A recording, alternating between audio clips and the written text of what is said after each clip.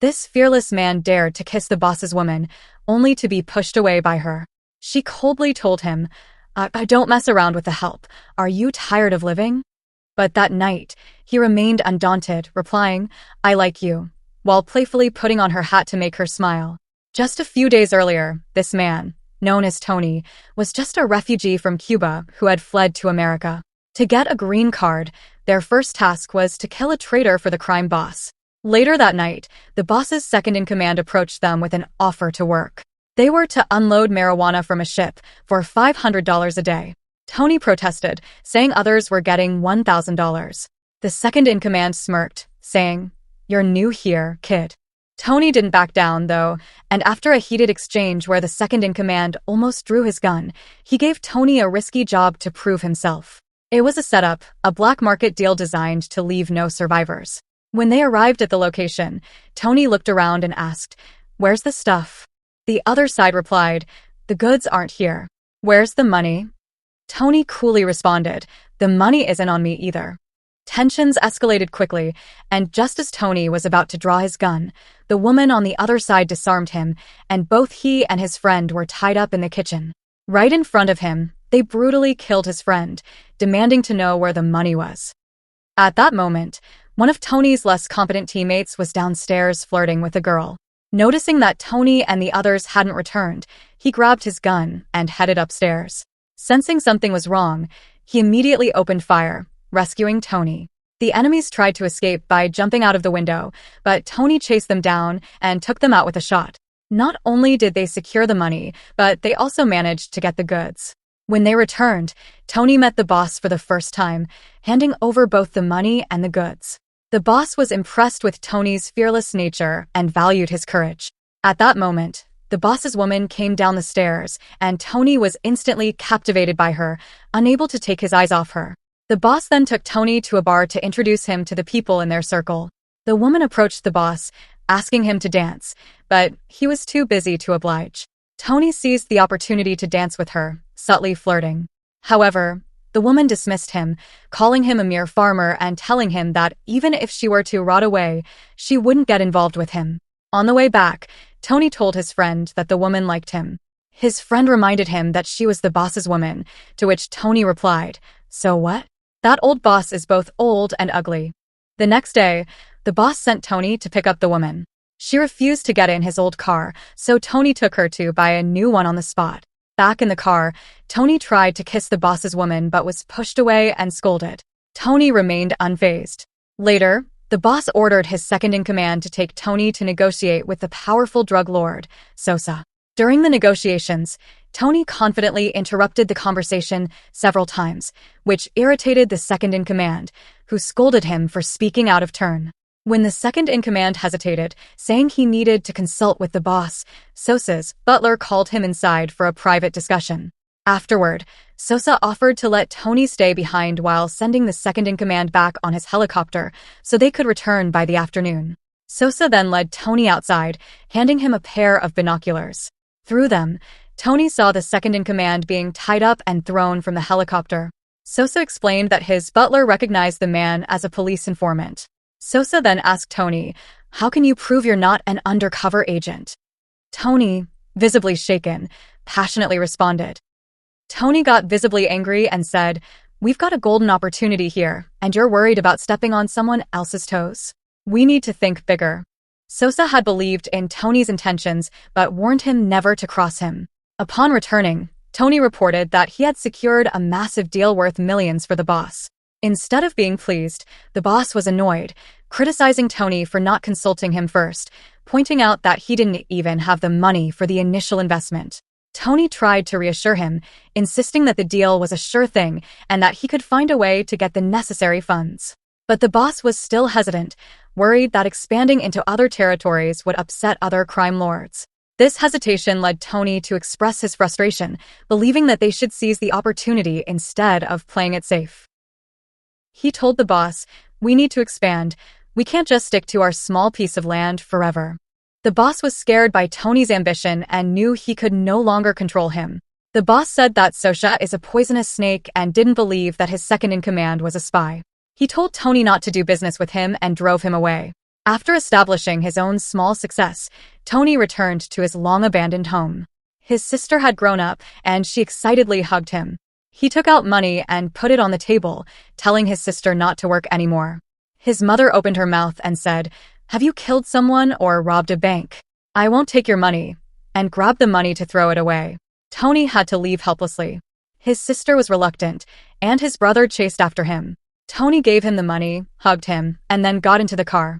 His friend commented, "Your sister is really beautiful," and was immediately scolded by Tony. Tony arrived at the former boss's villa, and the woman said, "This is the boss's home. You shouldn't be here." Tony directly told her, I like you. I like you the first time, I like that second. I want you to marry me. I want you to be the mother of my children. He told the woman to seriously consider, and the woman was ignited by Tony's ambition and confidence. Tony and his friend went to a bar and saw his sister dancing with someone in the center of the dance floor, which immediately touched Tony's sensitive nerves. At this moment, a drug enforcement officer approached Tony and said, "You're not a small player anymore. You'll need to pay me this much in protection fees. I'll help you handle problems," and asked for 2 first-class travel tickets. Tony saw the woman and the former boss arriving at the bar. He sat down next to the woman and asked her how she had considered things. The woman said he was crazy. At this point, the boss came over and ordered him to leave, but Tony confronted the boss and sent him away angrily. Seeing his sister being taken away and killed, Tony rushed to the bathroom and dragged the man out. His sister had become corrupt after getting money and started rebelling. Tony was enraged and hit her. After she returned to her seat, his eyes were vacant. She represented the last pure land in his heart. Tony, expressionless, watched the comedy on stage. At this moment, assassins sent by the boss were eyeing Tony, waiting for a chance to strike. The two of them seized the moment, stood up, and started a wild shooting spree. The crowd scattered, and Tony, after injuring the legs of the 2 men, hurriedly fled. He rushed home, called his friend to come and meet him. With his heel, he could guess that it was the boss's doing. Tony had his subordinate call the boss's office on time and say it was messed up. After escaping, he dragged his injured arm to the boss's office. The drug enforcement officer was also there. Tony said someone tried to ruin his $800 suit. The boss said it must be someone else's doing. At this moment, a phone call came in. The boss pretended it was from his wife, which confirmed to Tony that it was indeed him. Unable to hide it any longer, the boss could only admit it and begged on the ground not to kill him. His friend then came up and shot him. Later, Tony told the officer that the boss deserved it, right? Tony replied, "You are wrong too," and shot the boss, saying, "Now you can arrange yourself to meet God in first class." As he was leaving, his friend asked him what to do about the boss's men. Tony said, "Do you need a job?" The man, terrified, replied, "Yes." Tony, battered and bruised, arrived at the woman's room. As Tony's business with Sosa flourished, he would bring sacks of cash to the bank, an amount so large that it even shocked the bank manager. Tony used his newfound wealth to open a high-end salon for his sister and eventually married the woman he loved. He even showed her the exotic pets he kept in their backyard. During the wedding, his sister and one of Tony's friends started to develop feelings for each other. The bank manager later visited Tony's home and suggested increasing the interest rates due to the vast amount of money Tony was depositing. Tony questioned this, asking if the rates should be lowered instead. The manager countered, saying, "Besides me, do you trust anyone else to handle this much money?" Tony, convinced, agreed. However, after obtaining everything he desired, Tony became increasingly paranoid. He spent 1/10 of his fortune to install surveillance cameras all over his house. Now, he would lie in a large bathtub in the living room, constantly suspicious and critical of everything around him. Tony's wife started telling him that he was behaving like a nouveau riche, and their outings often ended in arguments where he would drunkenly accuse her of being a parasite, blaming her for their inability to have children. In anger, his wife retorted that they were both failures and threatened to leave him. Later, while Tony was reviewing his finances, he was arrested by an undercover cop. The clock in his office had been bugged, and the evidence against him was overwhelming. His lawyer advised him to serve 3 years in prison to clean up his act, but Tony refused. Sosa, hearing about Tony's predicament, invited him over, promising to help him out on the condition that Tony would do something for him in return: assassinate a high-ranking politician. If this politician gave his scheduled speech the next day, it would spell disaster for Sosa and the officials involved. Sosa sent his right-hand man to assist Tony. Under the cover of night, the man planted a bomb under the politician's car. The next day, as Tony and the man prepared to remotely detonate the bomb, the politician unexpectedly picked up his wife and children in the car. This wasn't part of the plan. Tony, whose soft spot had always been women and children, refused to go through with the explosion.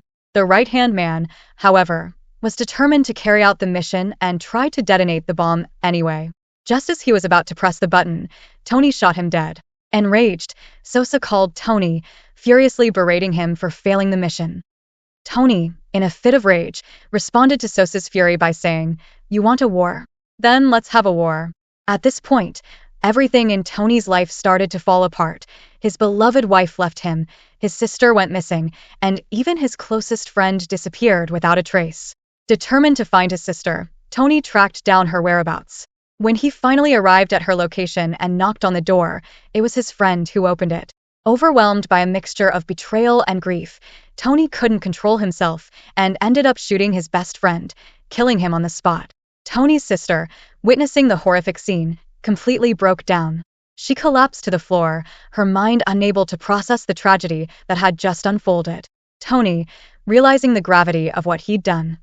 Tony's heart shattered as he realized how far he had fallen, losing everything he once held dear. Tony, still reeling from the emotional turmoil, barely registered the chaos unfolding around him. His loyal henchmen, sensing the imminent danger, urgently asked him what their next move should be. Tony, trying to regain his composure, finally snapped out of his daze. He looked around at the tense situation and, with a cold resolve, said, "We fight. We've come too far to back down now. Prepare for battle." With that, he began to issue orders, his mind racing to formulate a plan to fend off the attack. Despite the turmoil in his heart, Tony knew he had to protect what little he had left, even if it meant going to war. The tension in Tony's life reached its peak as he descended into madness, overwhelmed by guilt and grief. After sending his men to prepare for the fight, they were quickly taken down, leaving Tony even more isolated. Lost in his spiraling thoughts, he couldn't stop thinking about the devastating act of killing his best friend. Meanwhile, the house was surrounded and the killers were closing in. As Tony struggled with his inner demons, his sister, driven mad by her own trauma, entered the room. Without warning, she shot him in her deranged state, wounding him. Before Tony could react, the assassin stormed in and unleashed a hail of bullets, killing his sister in front of his eyes. Tony, now at the brink of insanity, cradled his dying sister, overwhelmed with pain and fury. His world had crumbled completely, and he was left alone in the ruins of everything he once held dear. As the scene escalated into chaos, the raw emotion and intensity were almost too much to bear. The situation had reached a point where no words or actions could save him from the tragic fate that had befallen him. You think you can take me? Give me a fucking army, you're gonna take me! You hear? Come on! I take you off the fucking bullet! Come on! Go ahead, take your fucking bullet! You think you get me one bullet? Go ahead, your fucking bullet! Go ahead!